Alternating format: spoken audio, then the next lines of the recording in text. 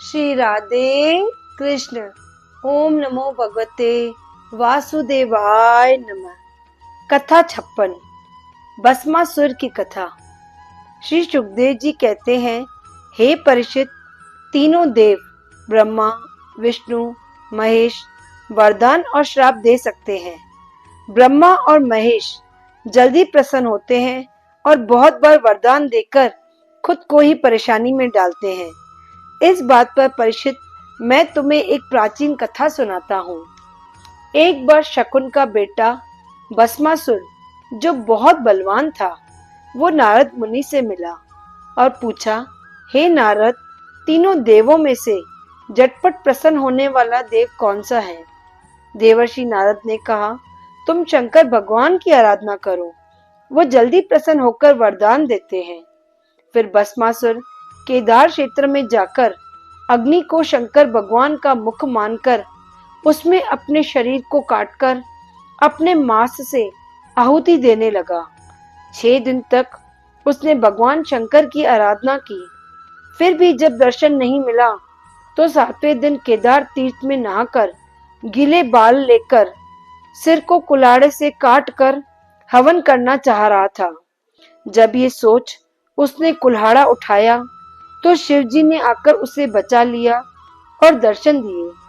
उसका कटा हुआ शरीर पहले जैसा हो गया।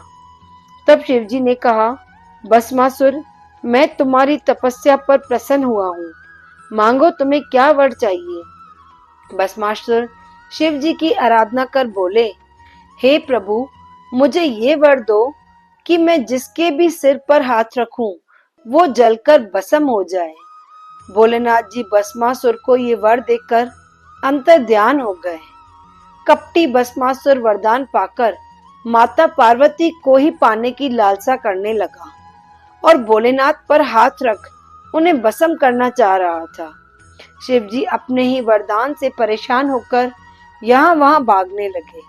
भस्मासुर पीछे पीछे आने लगा।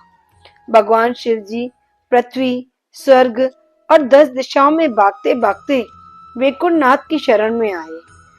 शिवजी को परेशान देख भगवान विष्णु अपनी योगमाया से एक सुंदर ब्रह्मचारी बन गए।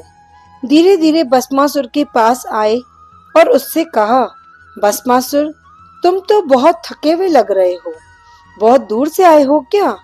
थोड़ा आराम कर लो, ये शरीर ठीक हो जाएगा, तभी सब सुख पाओगे। और इस वक्त तुम क्या करने जा रहे हो? अगर मुझे कुछ बताना चाहो तो बता सकते हो, तुम्हारी कुछ मदद हो जाए। प्रभु के ऐसे अमृत से भरे शब्दों के जादू में भस्मासुर ने अपने मिले वरदान के बारे में बताया और शिवजी के भागने का कारण भी बताया।